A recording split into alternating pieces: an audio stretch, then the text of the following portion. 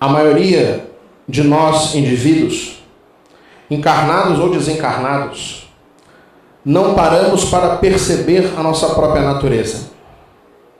No exercício simples de uma caminhada, nós perdemos o hábito de olhar nos olhos das criaturas. O espírito está presente nos olhos. Você olha para a criatura e ela vira o rosto, ou ela encara e enfrenta, ou ela sorri, ou ela esconde-se tímida. A presença do espírito está nos olhos. Na verdade, está em todo o corpo, mas se manifesta nas nossas relações através dos olhos. Nós caminhamos o dia inteiro, trabalhamos e raramente paramos para enxergar os outros. Eu vou para a casa espírita, eu vou para o meu trabalho, tomamos o ônibus, o metrô, o trem, o carro, etc., vamos a pé. Mas enquanto andamos para o trabalho ou para a casa espírita, já pensamos 1000 outras coisas no trajeto e às vezes nem percebemos porque chegamos automaticamente ao destino e não nos detivemos no trajeto executado antes de chegar a ele.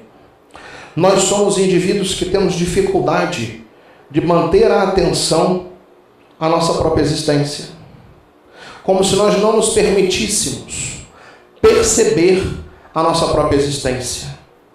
É curioso notar que os indivíduos só percebem que possuem um corpo quando o corpo adoece.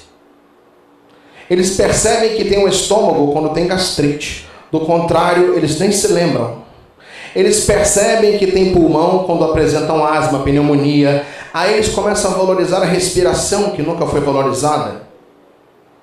Nós temos o péssimo hábito de apenas nos percebermos quando nos estamos perdendo de nós próprios.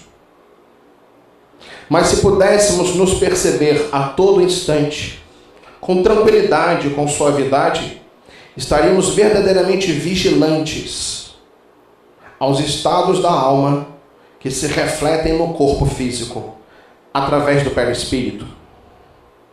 É assim que, trabalhando terapeuticamente desta forma, pode o indivíduo perceber a profundidade das suas questões.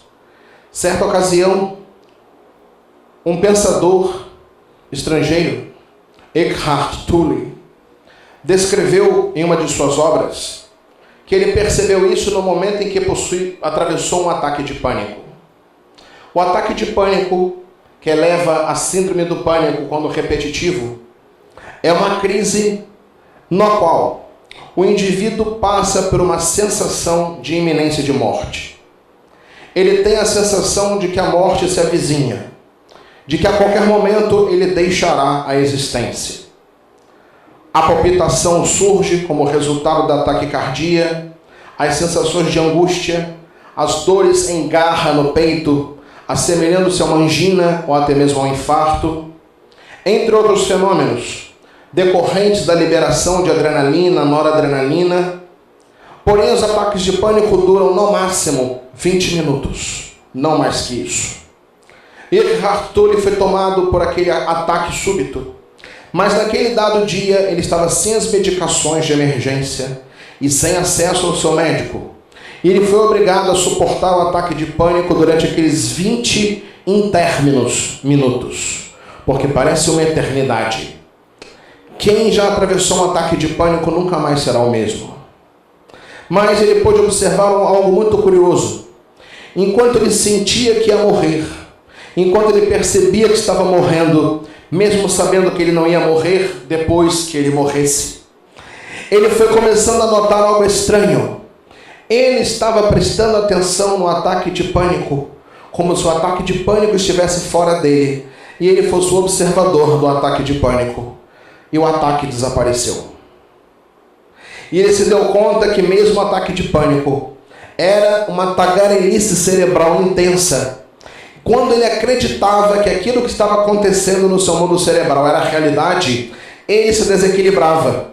Mas a partir do momento que, com certo controle mental, ele percebeu a avalanche de pensamentos e sentimentos que o atingiam, que o acometiam, ele se isolou delas e bloqueou a crise imediatamente, nunca mais utilizando medicações. E passou então a refletir sobre outros estágios. No momento presente, agora, nesse exato instante, nós não temos como resolver problemas que só poderemos resolver amanhã. Também no momento presente, não temos como resolver problemas que aconteceram ontem, porque já passou. Nós só podemos verdadeiramente pensar o agora. Mas podemos dizer, mas o agora é uma sucessão de ontens. É verdade, o que eu acabo de dizer já é ontem. E de novo, de novo, de novo. Mas eu sou eternamente o presente. Se eu mantenho a consciência vigilante no presente, nada de mal está me acontecendo. Então eu não preciso me importar. É natural que o indivíduo tenha essa dificuldade, porque nós somos levados a ficar pensando no futuro, no passado, mas não ficamos no presente. Assim como andamos na rua pensando onde temos que chegar, pensando naquilo que temos que resolver, pensando naquilo que nos aconteceu e perdemos a graciosidade de perceber o trajeto de ida para o trabalho, de notar a presença de um cão, de um gato, de um indivíduo, de uma imagem bonita, de uma tela, seja de um outdoor engraçado. Porque o nosso foco, como narra uma certa música popular brasileira, eu tenho pressa e tanta coisa me interessa, mas nada tanto assim. E vamos caminhando dessa forma. Associando essa forma de pensar à nossa estrutura corporal, nós somos os indivíduos que mais fraquejamos na nossa orientação existencial, por não aceitarmos as sinalizações que o nosso próprio corpo apresenta a cada um de nós. Somente quando os estados patológicos mais extremos nos atingem e buscamos este ou aquele especialista que também nos medicará para a especialidade, não verá o todo desarmonizado que nos levou à doença, vamos observando que não valorizamos, não tomamos consciência da importância da indumentária carnal no processo da vida física. Nós não percebemos essa importância. Figurando um pequeno exemplo, vamos observar que os espíritos que psicografaram através da codificação kardeciana não eram espíritos espíritas, porque o espiritismo surgiu a partir daquela época. Eram espíritos cristãos, de outras orientações, espíritos até mesmo budistas, filósofos gregos, que não eram espíritas porque não haviam espíritos espíritas ainda, e que escreveram num linguajar que nos faz muitas vezes recuar aos nossos estados antigos de culpa.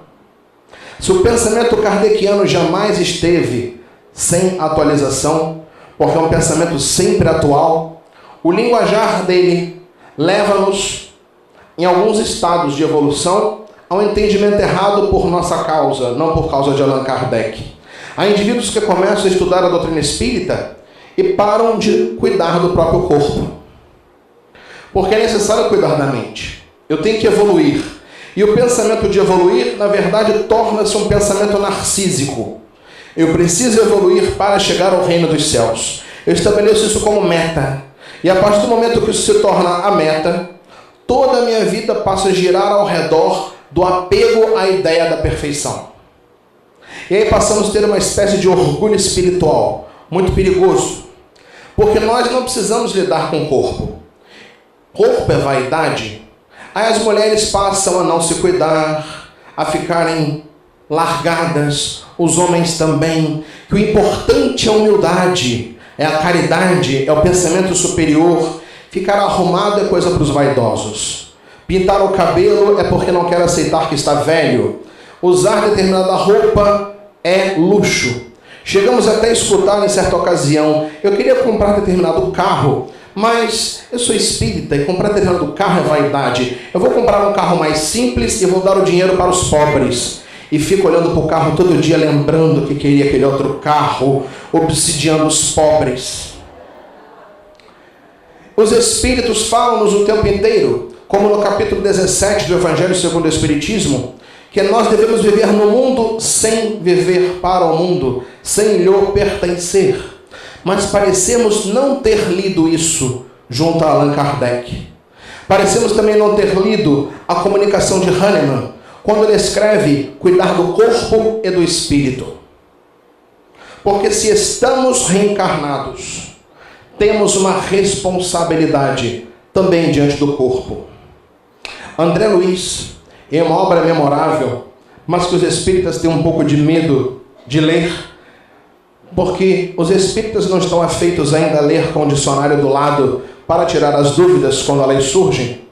Em Evolução em Dois Mundos, André Luiz aprofunda entendimentos que se encontram no capítulo 11 do livro Gênesis, quando descreve que cada célula física do nosso corpo apresenta uma consciência que está evoluindo na direção do arcanjo. Os átomos que estão dentro das células estão evoluindo na direção do arcanjo. E então nós, metaforicamente, somos Deus para um cosmo de células que são indivíduos que estão aprendendo a exercitar várias atividades para que desenvolvam o ego, individualidade, sem se apaixonarem por ele através do egoísmo e do orgulho, e possam, adquirindo livre-arbítrio, rumarem para reinos mais complexos da natureza, até encontrarem a humanidade e dessa evoluírem ao estágio superior da angelitude e da perfeição. Então nossos corpos não são apenas indumentárias, grosso modo.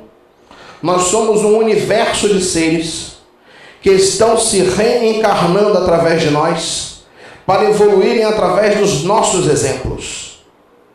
Que exemplos temos fornecido às células do fígado, do pulmão, dos órgãos sexuais, do cérebro e de outras organelas em nosso próprio sistema corporal? Nós, consciência, somos os regentes, os maestros de uma orquestra gigantesca. Da mesma forma que, relembrando Pietro Baldi, Deus está em toda parte na criação, porque Ele é onipresente.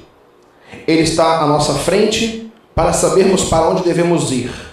Está atrás de nós para nos proteger a retaguarda. Está nos ladeando para nos conduzir. Está abaixo dos nossos pés para que saibamos como caminhar. Está acima de nós para nos abençoar. E está dentro de nós para vicejar, se espraiar, se expandir. Não há local onde não haja Deus. Não há um local, um recanto que seja, um canto qualquer, onde nós possamos fugir da sua onipresença. Então, na verdade, nós estamos dentro de Deus, porque Ele não é um velhinho de barba branca, parente de Zeus e de outros deuses. Ele é onipresente, é inteligência causa incausada, e nós estamos dentro dele. Como se nós fôssemos, mal comparando, pequenos micróbios no seu grande organismo infinito. Mas comparando por metáfora o nosso próprio corpo, nós, consciência, somos os deuses dessas inteligências que a partir de nós adquirirão ao longo de 1,5 bilhão de séculos, como diz André Luiz, as faixas inaugurais da razão. Neste capítulo, Faixas Inaugurais da Razão, André Luiz descreve a evolução estequiogenética, a evolução biológica, desde o mundo unicelular e o mundo atômico ao mundo dos seres humanos nas faixas inaugurais da razão e do livre-arbítrio. Então nós somos muito mais responsáveis pelo corpo do que podemos imaginar. É o nosso mau exemplo que o faz adoecer, e somos responsáveis por ajudá-los a resgatar essa dívida através da dor, da doença e do sofrimento. Então é necessária uma reflexão profunda, porque nós, muitas vezes, nos encastelamos na zona mental e vivemos um amor mental. Eu amo a humanidade, mentira. Eu amo porque eu desejo amar. Mas aquilo é uma ideia que está no ego, ela é mental, ela é esquizoide, ela está presa na zona superior. Eu não enraizei na terra esse sentimento na doação ao outro. É muito fácil dizer que se ama a humanidade e não se faz nada, fica dentro de casa. Como notavelmente o Papa Francisco I recentemente disse, ao invés de ficardes dentro dos mosteiros rezando, ide à rua até os pobres e ajudai-os. Saí do templo e ir à rua. É muito cômodo e fácil amarmos a humanidade sem nos movermos. É um amor teórico, é um amor esquizoide. Nós estamos na matéria para na matéria vivermos. Nós não viemos para a matéria para renegarmos. Muitos irmãos nossos dizem: eu estou vivendo nessa vida, mas essa vida é passageira. A vida verdadeira é a outra. E é muito curioso. Certa ocasião, Carlos Juliano Torres Pastorinho escreveu: é muito estranho que os indivíduos esperem morrer para viver a vida eterna. A vida eterna é agora, se não esse exato instante. Ela apenas continua, ela não se modifica substancialmente. Então, ou nós percebemos que o nosso corpo faz parte da nossa vida eterna, ou nós vivemos cisados ao meio, achando que o espírito está à direita e o corpo à esquerda, e que eles são inimigos irreconciliáveis. Por isso os espíritos escrevem, através de Allan Kardec, que a função do espírito é intelectualizar a matéria.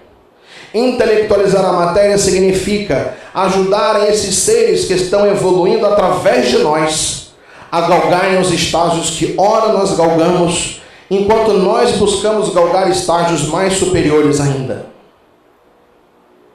É uma coisa muito curiosa.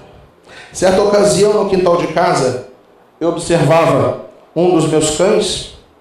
Ele estava lá brincando. E eu tenho um cão que é muito especial. São 3 da mesma raça, mas um é muito especial. Ele não sofreu treinamento algum, mas é um cachorro estranho. Se entram crianças em casa, ele entra na frente e não deixa os outros se aproximarem e não deixa as crianças desprotegidas. Se a criança vai ao quintal, ele vai atrás e fica patrulhando a criança. Ele acha que é babá. E recentemente aconteceu um fato. Além de cães, eu tenho gatos. E nasceram alguns filhotes. E eu, na minha correria, esqueci o gatil aberto e estavam lá os recém-nascidos. Quando voltei ao final do dia em casa, aquele cachorro estava na porta do gatil, montando guarda. E não deixava nenhum outro gato que não a mãe entrar e não deixava nenhum cão se aproximar. E eu pensei, esse cachorro andou lendo o livro dos Espíritos na minha ausência. Eu tenho quase certeza que um dia eu encontro ele no Facebook. É um cão muito estranho, ele destoa dos outros. Não há como negar que os outros 2 se comportam como esperado. Mas aquele cachorro responde pelo nome, atende ao chamado, faz aquilo que tem que ser feito. Quando quer comer, se aproxima do prato, olha para o prato e senta. Nem sequer rosna. Quando quer água, se aproxima do pote de água, olha para o pote e olha para a nossa cara, como quem diz: você não notou que eu estou olhando para o prato? E algum dia eu tenho certeza que eu vou acabar conversando com ele, vou tomar um susto, vou procurar a desobsessão. Porque ele é de natureza diferente, ele está evoluindo. E um dia, num pensamento preconceituoso, porque nós somos preconceituosos, eu estava no quintal e pensei em nossa vida. Esse cão de vez em quando parece gente.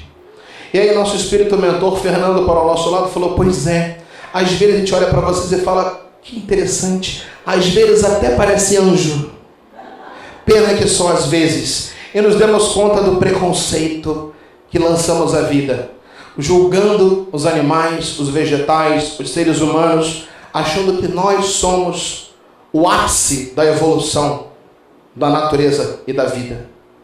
É necessário que tenhamos a verdadeira humildade. Humildade não é falar baixo. Humildade não é falar fino. Se eu falasse fino, seria no mínimo ridículo, porque a voz que eu tenho é a voz com a qual eu nasci. Se eu andasse torto para mostrar humildade, provavelmente eu acabaria no ortopedista e no fisioterapeuta com cifose. Há pessoas que confundem humildade com estereótipos. Quando humildade, que vem de humus da terra, de onde também vem a humanidade, significa ser aquilo que verdadeiramente você nasceu para ser, nem mais nem menos. Ter consciência que você pode sempre mais, não negando aquilo que você pode agora. De modo que isso não significa apaixonar-se pela própria lenda pessoal. Significa assumir aquilo que é. O verdadeiro poder da alma se encontra na humildade, quando ele percebe que é o adubo trazido à vida para a ensementação. Jesus dizia: vós sois o sal da terra. Qual a finalidade do sal? Não é conferir ao alimento o seu sabor? Não é realçar o sabor? Ou alguém coloca sal num prato de comida e ele muda completamente de sabor? Ninguém tempera o feijão e ele fica com gosto de abacate. Ninguém tempera o abacate, ele fica com gosto de ovo frito. O sal, ele realça o sabor. E Jesus dizia: vós sois o sal da terra, para realçar o sabor do planeta, para realçar a finalidade precípua da existência. E nós confundimos humildade com fingimento e falsa vaidade. Tola vaidade. Então é necessário que nós nos demos conta das potências da alma.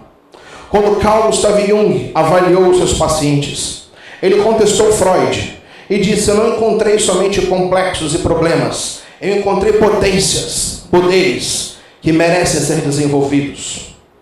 William Reich disse para Freud, e foi expulso da Sociedade Psicanalítica de Viena por isso, que o indivíduo não podia querer cumprir somente o que a sociedade ditava como certo, porque a sociedade podia ser fascista, a sociedade podia estar corrompida, e o indivíduo deveria exercer seu livre-arbítrio na polis, na coletividade, para mostrar o que a consciência clama que deve ser realizado. Freud inicialmente dizia que o indivíduo deveria ser livre, mas ao longo da existência, mais velho, depois de inúmeros combates e dores, Freud começou a escrever que a sanidade mental era quando o indivíduo se adaptava à sociedade vigente sem causar-lhe distúrbio. E nesse exato instante, Freud começou a desenvolver um câncer nas cordas vocais e na laringe. Narra a história que nessa ocasião, Reich se levantou e disse à comunidade psicanalítica: Freud não fala mais. Porque não fala, possui um câncer. Enquanto ele falava, ele era saudável. Quando ele começou a negar-se e a negar aquilo que fazia, surgiu-lhe o câncer que lhe levou à morte. Então Freud não fala mais. A peste emocional, como narra Reich, é muito mais grave do que nós imaginamos. A peste emocional foi a mesma que matou Jesus. Ele escreve isso num livro, O Assassinato do Cristo, quando ele descreve metaforicamente a vida de Jesus, mostrando que todo aquele que vem à terra com a missão de fazer os homens se amarem, entendendo que amar não é ser mole, passivo, não é levar a vida de uma forma absolutamente insossa, mas combater o bom combate, levar aos outros a verdade que não connive com o erro, educar, advertir, ser autêntico. Todo indivíduo que nasce dessa forma será em algum momento combatido pela peste emocional, pela doença coletiva da humanidade, que na verdade é resultado de um ego que se desenvolveu com medo de se perder. Um ego que no momento em que o indivíduo atinge a sua individualidade, ele se prende ao medo de se dissolver. E o tamanho medo de se dissolver desenvolve dois problemas essenciais: o egoísmo e o orgulho, que se multiplicando na coletividade, torna-se a peste, que mancomuna, articula o assassinato de Jesus, o assassinato de Reich, o ataque a Akhenaton e Tutankhamon no Egito, entre outros. A Sócrates, por exemplo. Sócrates, que é condenado a se suicidar por falar a verdade, por levar a sua maiêutica e fazer os indivíduos pensarem. E sua mulher diz: Sócrates, você irá morrer. Mas eu sempre iria morrer desde o momento em que nasci. Eu já estava morrendo a cada dia. Mas Sócrates, você acha isso justo? E você queria que fosse, mulher? E tranquilamente caminha. A autenticidade é naturalmente combatida pela peste emocional. Toda vez que nós observarmos que as nossas atitudes estão incomodando muito a interesses, a pessoas, estejamos certos que devemos estar no caminho correto.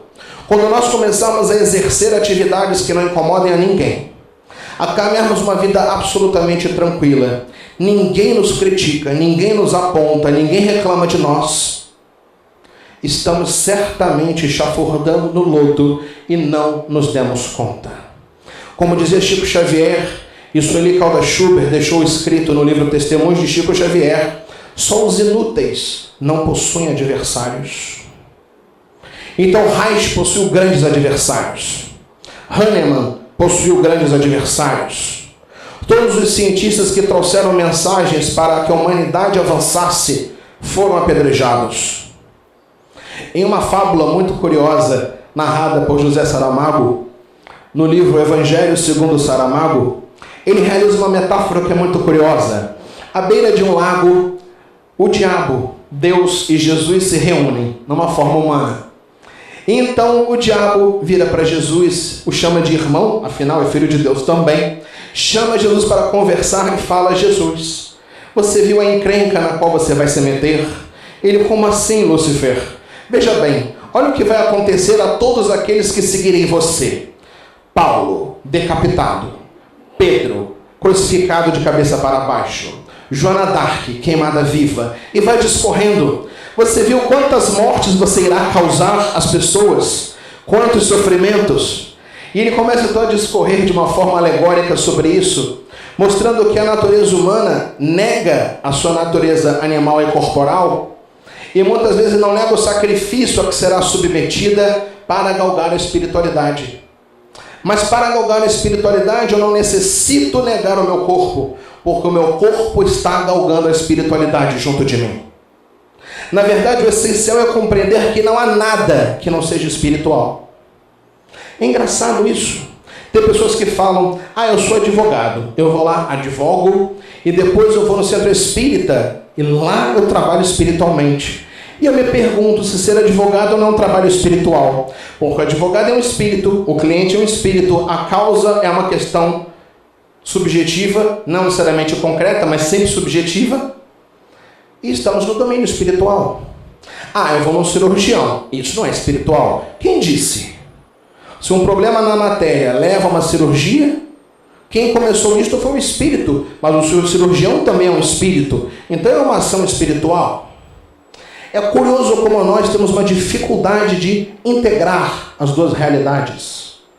Entendermos que nós não somos um espírito e uma matéria, que nós somos um todo evolutivo. O corpo humano é uma unidade evolutiva. É uma unidade matemática evolutiva, a partir da qual eu galgo outros estágios, mas não negando os estágios. Então é necessário fazer esse mergulho de retorno, percebermos a nossa matéria, percebermos como a nossa matéria reage. Há vários exercícios que podem ser feitos em relação a isto. Não teríamos como fazê-los aqui, porque não conhecemos intimamente o quadro físico e mental de cada um dos irmãos aqui presentes. E se houvesse acaso alguém fazendo uso de antihipertensivos, ou de remédios reumáticos, ou outros, poderíamos despertar dores que atrapalhariam o aproveitamento desse seminário. Mas vamos oferecer algumas técnicas que podem ser feitas em casa para que os indivíduos que não padecem dessas patologias possam começar a se beneficiar. Por exemplo, se o indivíduo se aproximar da parede, sentar-se à parede como se ela fosse um banco, sem dobrar em 90 graus o joelho, dobrando um pouco os joelhos, um passo à frente, como se estivesse numa cadeira, e ficar nesta posição, tentando atingir os 5 minutos, o que é absolutamente improvável, quase impossível, o indivíduo vai notar que a perna começará a doer intensamente. A dor é natural, ação da gravidade sobre a matéria. Mas Reich observou uma coisa muito curiosa. Enquanto a dor aumenta nos membros inferiores, a mente relaxa das suas questões emocionais. Os problemas internos, insolváveis, os conflitos, eles parecem esvaziar da mente enquanto a dor muscular acontece. Mas a dor aumenta, e aumenta a tal ponto que a perna começa a sofrer contrações involuntárias, a tremer. O indivíduo acha que vai cair sentado. E nesse momento, Reich recomenda que se tire o calcanhar do chão e fique só na ponta dos pés. As pessoas querem xingar a 10ª geração de Reich quando fazem isso, mas é bom. É muito curioso quando fazemos isso durante a terapia, porque o paciente começa a rir. E nós perguntamos: eu não sabia que dor era engraçado, você ri da dor? Aí o indivíduo fala: está doendo. E nós respondemos: não está doendo tanto assim. Se você é capaz de explicar que está doendo, ainda não dói tanto assim. Quando dói, você para de explicar e você urra de dor. Você adquire os instintos de defesa da dor. Você não explica: eu estou com uma dor terrível. Você não sentiu tanta dor. É como se ensina no corpo de bombeiros e nas emergências. Se você vai atender um acidente e há várias pessoas acidentadas, socorre a que está em silêncio. Muito mais rápido do que aquela que grita. Porque aquela que grita tem energia para gritar. A outra sente tanta dor que está muda de dor. Primeiro socorre esta. E quando você sente essa dor e levanta os calcanhares, a dor é insuportável. Você grunhe de dor. Aí sim, saia da parede. Você vai ter a sensação que vai tombar. A perna está bamba, mole. Caminhe um pouco. Respire. Sente-se e tome consciência das pernas.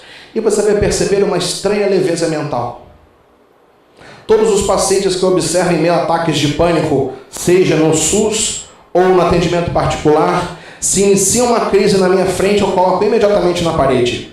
E você vai me colocar de castigo, eu estou passando mal? Vai de castigo. Sente-se na parede. Mas como é você estar na parede? Aí nós fazemos a posição para sermos solidários, colocamos o indivíduo ao lado e ficamos batendo papo com o indivíduo. Daqui a pouco ele começa a nos xingar. Pode xingar que está no contrato. Fica à vontade. Xinga, grunhe de dor, reclama. E quando levanta, onde estava o ataque de pânico? É verdade, sumiu. Mas não é engraçado? Eu estava tão tenso, preocupado com uma situação, agora eu não estou. Eu até estou conseguindo pensar as soluções. Falei, pois é. Porque o ataque de pânico, como outras síndromes, é uma doença de alta energia. Você coagula muita energia nas áreas superiores, elas ficam estagnadas, não passam do peito para baixo. E quando você faz o exercício, você força a energia elétrica e eletromagnética circular por contração muscular. E você faz um fio terra, descarrega essa energia e a mente se abre. Usa a farmácia que existe no seu corpo para se curar. E aí você começa a diminuir os antidepressivos. Porque a pessoa começa a perceber que ela controla a crise, não a crise a detém. Há indivíduos que adoram remédios. Eles ficam felizes. Eu tomava 5, agora eu tomo 15. Olha que legal, agora são 25. E a pessoa não morre.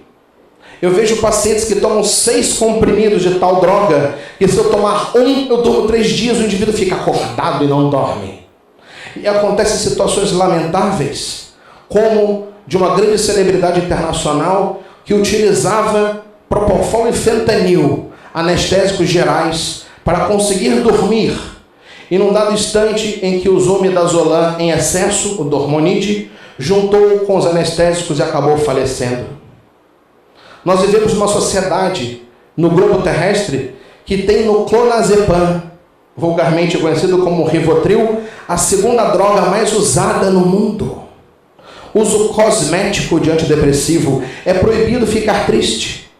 Lemos com algum pavor um colega psiquiatra dizer que existe a normalidade mental, o que já nos causou espanto.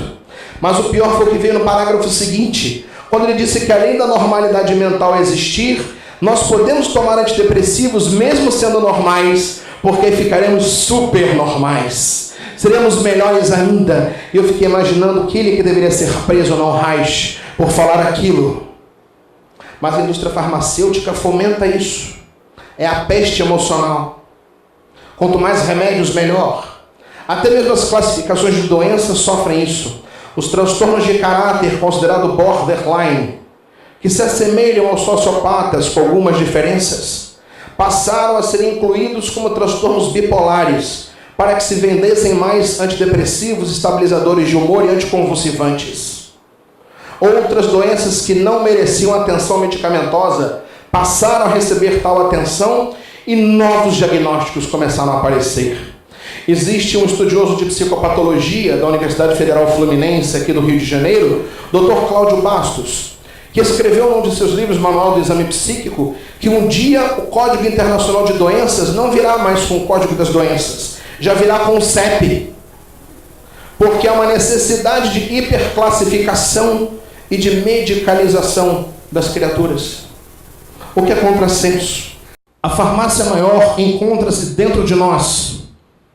Os campos eletromagnéticos se encontram dentro de nós e fora de nós. Não é necessário que nós nos percamos somente em tratamentos medicamentosos. Nós podemos oferecer mais. E os indivíduos se podem oferecer mais. É muito curioso notar que principalmente os programas de saúde da família em nosso país, como no Canadá, na Inglaterra e outros lugares, onde esse programa luta por se estabelecer, lutando contra vários interesses para que ele não apresente os seus resultados, que nós consigamos, em meio ao SUS, ter grupos de dança circular, grupos de dança de recreação, e vamos observando que os indivíduos que frequentam esses grupos começam a usar menos remédios, que praticam o Lian Kun, a ginástica chinesa, que serve para desbloquear as couraças da mesma forma que Reich ensina, apesar de ser uma terapêutica taoísta. E vamos observando que nós não precisamos de tantos remédios assim. Certa ocasião, um professor apresentou uma palpitação, ele psiquiatra, e imediatamente o cardiologista, seu aluno, eu vou lhe ajudar. Ele deu um beta-bloqueador para parar a tal arritmia. E ele percebeu um fato muito curioso. É verdade que aquela arritmia parou, mas ele perdeu o ânimo de viver. Ele começou a ficar triste, cansado, sem respirar direito. E ele foi notando que o beta-bloqueador fazia um outro mecanismo. Como ele não deixava o coração acelerar, nem desacelerar, quando ele subiu uma escada, o coração acelerava, mas ele precisava que acelerasse. Ele tinha que ser oxigenado. Se alguém dava um susto, ele não tomava o susto porque o coração não acelerava, mas ele tinha dor no peito. E ele começou a relembrar os estudos que realizou e verificou que, se o coração é o órgão da vitalidade, que está num local muito especial, porque ele está atrás do osso externo, e não é ao acaso, o coração no mediastino, os pulmões aqui estão, os hilos pulmonares aqui estão, o timo, a glândula da defesa imunológica e da autoestima estão todos juntos na mesma região do corpo, não é ao acaso. Por isso nós dizemos, eu guardo você aqui no peito e não eu guardo você na orelha. A metáfora não é ao acaso. Embora o espírito esteja em todo o seu corpo, quando ele diz eu te guardo aqui no peito, ele significa eu te guardo na região do meu corpo correspondente à minha autoidentificação como vida. Porque o ar entra pelos pulmões e vai para o sangue nesta região. O coração bate nesta região. E o timo, quando você é um bebê, ele libera células que patrulham o seu organismo e que reconhecem o material genético como sendo seu ou não seu. Self ou not self. E a partir daí, elabora a memória de defesa imunológica. Então é essa região que diz quem você é, o que não é você, o que merece ser combatido quando você não está sendo você. Então é necessário que percebamos isso. É necessário que percebamos que Allan Kardec não foi contrário ao cuidado do corpo. Que nós espíritas não devemos ser contrários ao cuidado do corpo. Espírita é muito curioso. Ele não precisa de médico, porque tem receituário mediúnico. Ele não vai ao psicólogo, que psicólogo é coisa de obsidiado. O espírita lê o evangelho. E ele vai acumulando situações psíquicas e orgânicas as mais absurdas. Porque ele acredita que Deus criou uma ciência só para dizer que ela não é necessária. Porque Deus é muito neurótico. Ele cria a ciência só para fazer um milagre e negar a ciência. Querendo fazer com que Deus vá para o divã psicanalítico resolver por que ele, na sua onipotência, criou tantas coisas só para dizer que elas não funcionam. Numa grande perda de tempo. Então nós precisamos ter essa maturidade. Aceitar-nos tal como somos, sem conivir com as estruturas que nós adquirimos, e a partir daí conseguirmos nos dar degraus mais altos, a partir dessas conquistas. Se nós não somos capazes de nos dar degraus para essas conquistas, não conseguiremos o êxito na existência. Nós apenas repetiremos padrões. Nós vamos manter o estacionamento evolutivo, mas não vamos permitir a nós mesmos a autotranscendência. É muito fácil competir com os outros. Eu acho que eu sei o que o outro é, eu acho que eu sei o que eu sou, e eu vou competir com o outro. Mas a verdadeira competição, se é que esse é o nome próprio, é conosco mesmos. Eu só posso ser melhor do que eu mesmo. Eu não posso ser melhor do que o outro, porque o outro não sou eu. Tem pessoas que falam para a gente, eu gostaria de ser que nem Jesus. Eu tenho muito medo, porque se a pessoa conseguir, ela é psicótica. Porque Jesus foi um bom Jesus. A Maria tem que ser uma boa Maria, o João tem que ser um bom João. Ele e ela tem que ser um bom ele e ela. Quando eu começo a querer ser Jesus, tem algo errado. Por isso Jesus é o maior exemplo que Deus nos ofereceu de modelo e guia. Aquilo que é guia não é o que eu tenho que ser, é um roteiro. E o modelo é onde eu tenho que me mirar, não para ser igual, mas para aprender a ser eu mesmo. Jesus foi ele mesmo o tempo todo. Ele não foi crucificado porque pregou o amor ao próximo. Ninguém que fala em amar, lato sensu, é crucificado. Mas quando ele educou com amor a hipocrisia o desejou assassinar. Quando ele quis falar aos outros, correndo o risco de lhes dizer a verdade, aí sim manipularam o seu assassinato. Porque é curioso, o mandamento mosaico diz, não matarás. Então os judeus não podiam matar, pois era contra a lei mosaica. Mas Anás e Caifás conseguiram manipular uma situação para que Pôncio Pilatos, inseguro, realizasse a votação e o crucificasse. Pior, todo estudante de direito aprende em direito romano que o pior julgamento foi o de Jesus, porque era proibido em Roma ser punido 2 vezes por um único crime. E ele sofreu chibatadas seguidas de crucificação. Ele foi punido 2 vezes por um crime que nem cometeu. E esse é o destino de todos aqueles que trilham o mesmo caminho. Algumas vezes algumas pessoas me buscam e falam assim, você sabe o que aconteceu com fulano do movimento espírita? E eu falo, não sei o que aconteceu com fulano do movimento espírita. E aí a pessoa naturalmente me conta alguns fatos infelizes e eu fico refletindo, por que a pessoa teve tanto prazer em me contar uma situação dessa, quando se esse irmão ou irmã realmente estivesse nessa situação, precisava da minha ajuda, não do meu comentário.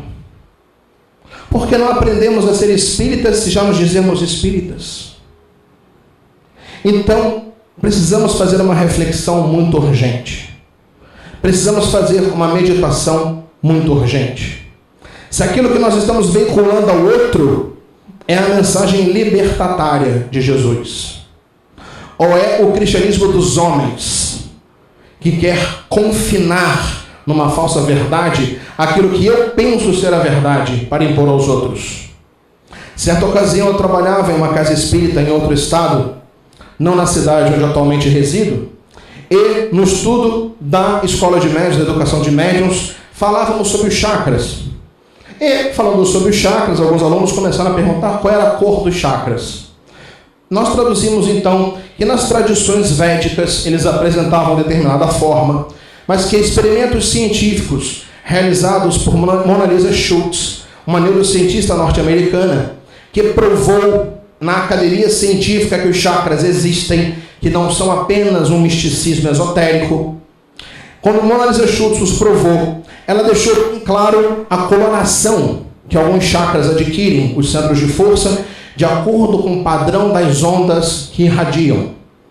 E o indivíduo naturalmente perguntou aquela pergunta que é sempre a cabeluda da casa espírita, que era o chakra das relações sexuais. Então nós explicamos que havia um equívoco, que as pessoas achavam que o chakra genésico era o chakra relacionado à sexualidade e o básico também, mas que tal não se tratava de verdade. O básico, que fica entre os órgãos sexuais e o orifício anal, e, portanto, não tem como ser visualizado neste plano de visão somente de baixo para cima. Esse centro de força apresenta normalmente a coloração avermelhada, o vermelho escarlate. E o chakra genésico, uma coloração mais alaranjada.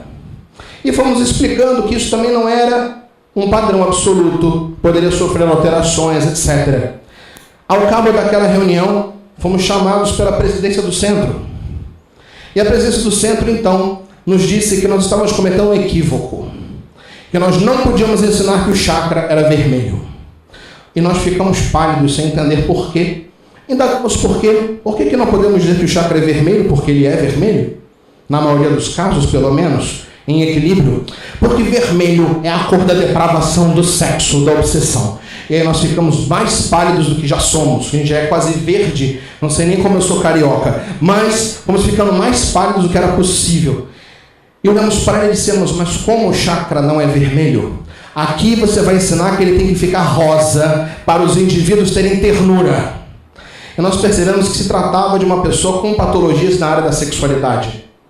E aí nós redarguimos, mas minha irmã, veja bem, o vermelho na Índia é a cor dos siddhas, dos yoguins que trabalham a Kundalini para a iluminação da alma. A frase maior de um dos mestres da Siddha Yoga diz: o coração é o centro de todos os lugares sagrados, vá e caminhe por ele. Como o vermelho é pecaminoso, na minha casa você não vai dizer que é vermelho. Aí eu disse: me perdoe, minha irmã, eu não sabia que era a sua casa, eu achei que era de Jesus, então eu vou me retirar e sair da casa.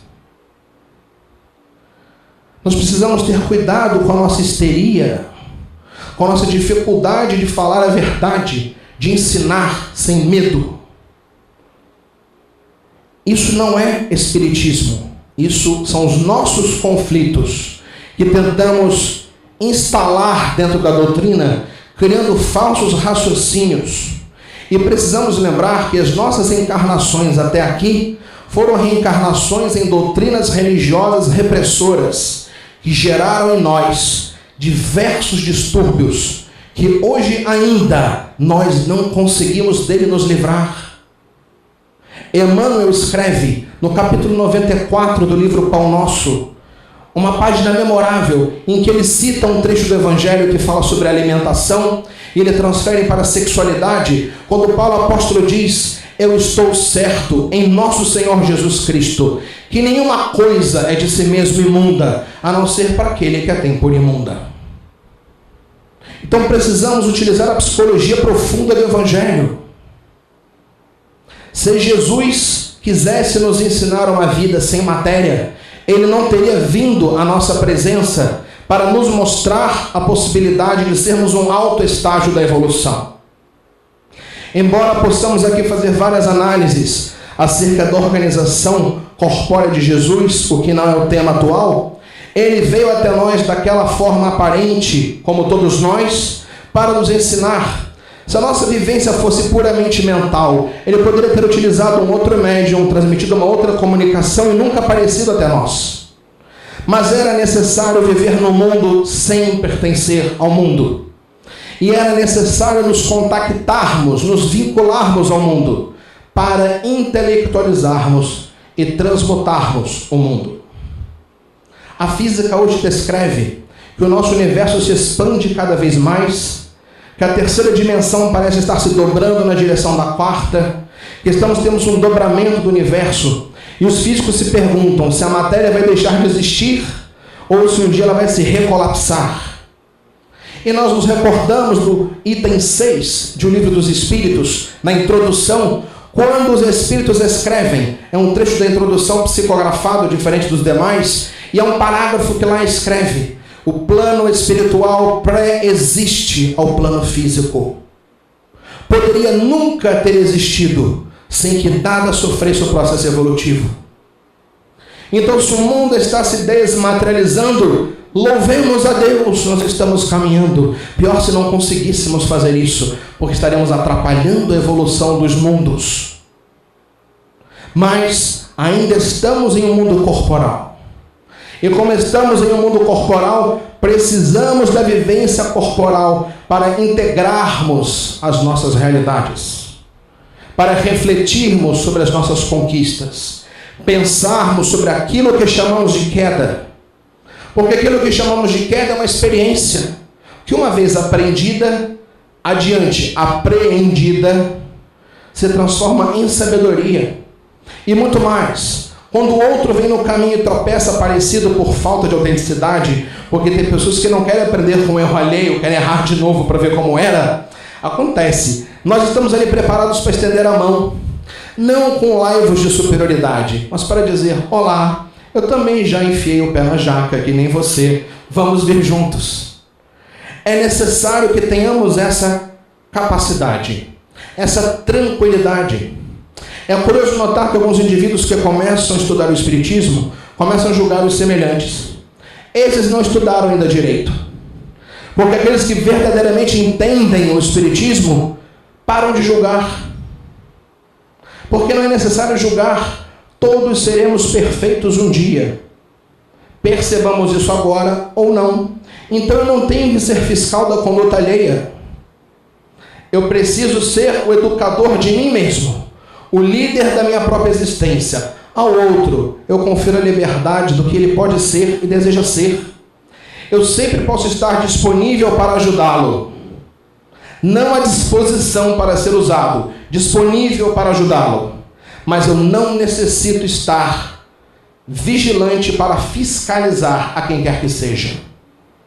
Porque no momento em que eu me coloco nessa condição, além de mostrar que eu não entendi o que a doutrina me ensina, eu também estou me colocando como alguém na posição de um supervisor, aquele que vê além e que por isso pode julgar.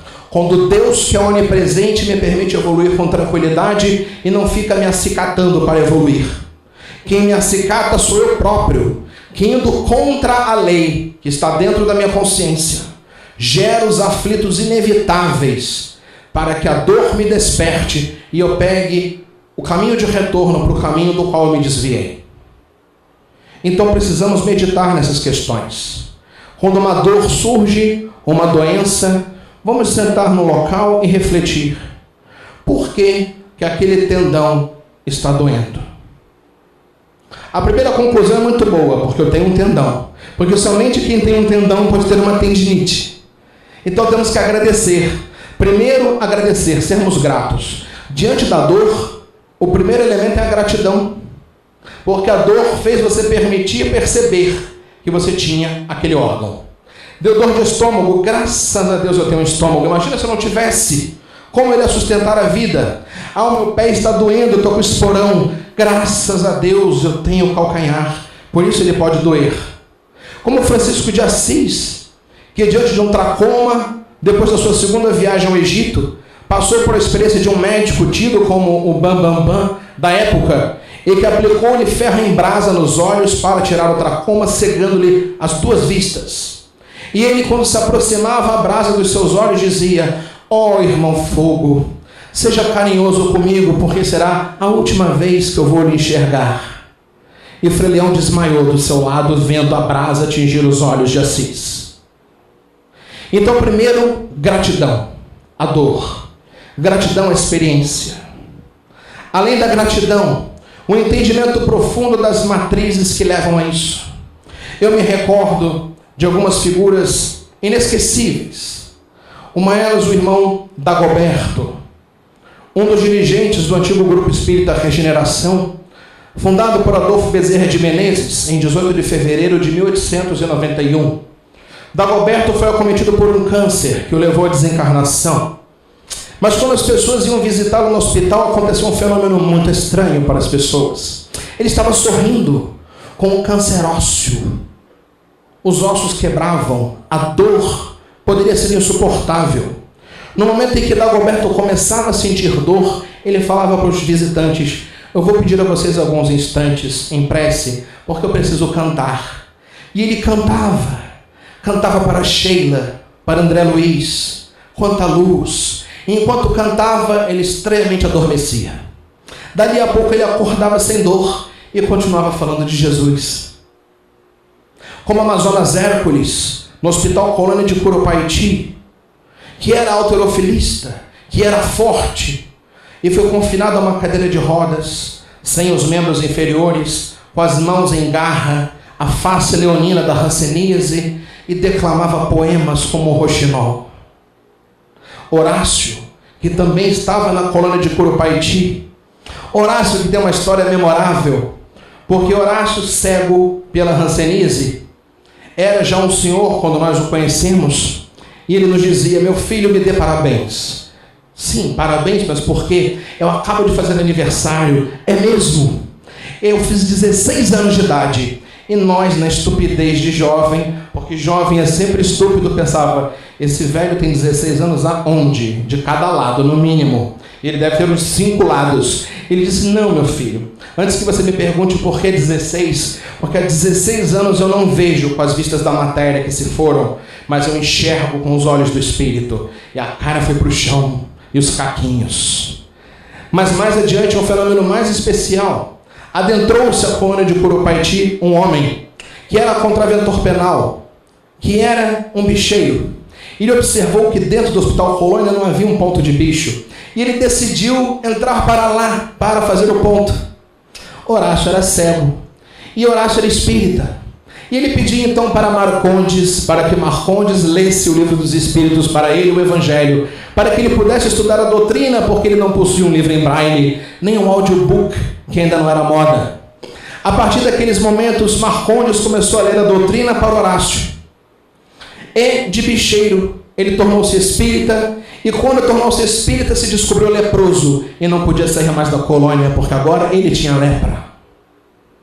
Alguns anos mais tarde, encontraríamos Horácio sem as pernas, sem os braços, como doutrinador da desobsessão do Centro Espírita Filhos de Deus, trabalhando junto de Amazonas Hércules, de Horácio e outros companheiros.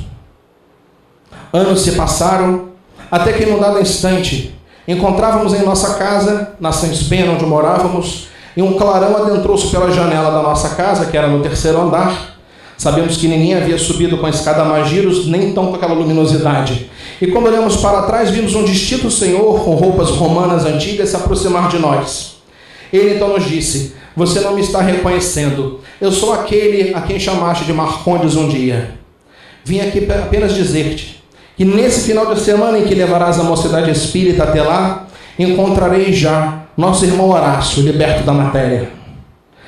Nós nos aproximamos do Curupaiti e descobrimos no domingo que Horácio havia desencarnado entre a quinta e a sexta-feira daquela semana. O corpo estava sendo velado na Capela Católica. Os irmãos perguntaram: você vai lá velar o corpo? Nós sorrimos e dizemos: não, ele não está lá. Vamos ao Centro Espírita Filhos de Deus. E quando nos encontrávamos na reunião, Horácio adentrou a reunião, o que nos causou espanto, porque Jesus, que era Jesus, demorou 3 dias. Mas haviam decorrido 3 dias, pelo menos, da sua desencarnação. E ele entrou no salão, olhou para nós e sorriu e disse: você deve estar achando estranho isso, mas sou eu mesmo, acredite. E ele foi tomando uma outra forma na nossa frente, uma forma jovem. Como nós, como bons chatos kardecianos que somos, ficamos com aquela dúvida se era um desejo inconsciente de vê-lo, uma projeção do nosso ego, um desejo, enfim, de um fenômeno insólito. Ele se aproximou de nós e disse: eu vou provar para você, meu filho, que sou eu, porque você ainda não está acreditando. E ele passou a sua destra sobre o meu braço, e eu vi uma coisa estranha acontecer, subiu um vapor do meu braço estranho, e de repente todo o salão daquele centro foi tomado pelo cheiro do perfume dele. Ele andou à minha esquerda na direção de um outro médium, acoplou-se à mão do médium, e então escreveu: alguns me viram, mas não creram que era eu, mas eu estou aqui. E deixou a primeira comunicação após a desencarnação. É essa vivência corporal, aceitar aquilo que somos, fazer as pazes com aquilo que somos, sem conivir com aquilo que somos, aproveitando a conciliação com aquilo que somos, para nos permitir sermos aquilo que merecemos ser. Por enquanto somos aquilo que necessitamos, mas nós merecemos muito mais. Há irmãos que falam: eu não mereço. E nós falamos: merece sim. Eu não mereço. Pois bem, você sabe se não merece. Mas na verdade, todos merecemos. Nós merecemos todo amor, toda paz, toda opulência e grandeza que o nosso direito de herdeiros de Deus nos põe à disposição, como nos narra Joana de Ângeles. É necessário que nos acerquemos dessa realidade. Como diz Baba Muktananda, outro mestre Siddha, ele diz: adore o seu ser, ame o seu ser, honre o seu ser. Deus habita você como você. É necessário nos tomarmos dessa consciência. Então paremos de dizer que nós não merecemos. Nós não ainda necessitamos desta prova ou daquele alívio, mas nós merecemos a paz e a liberdade. Conscientes disto, podemos, com tranquilidade, adentrarmos a qualquer processo psicoterapêutico com o desarmamento interior que nos permita enxergar, fazer um inventário das nossas conquistas, daquilo que conseguimos, daquilo que ainda não logramos, e a partir de então, caminharmos na direção da plenitude.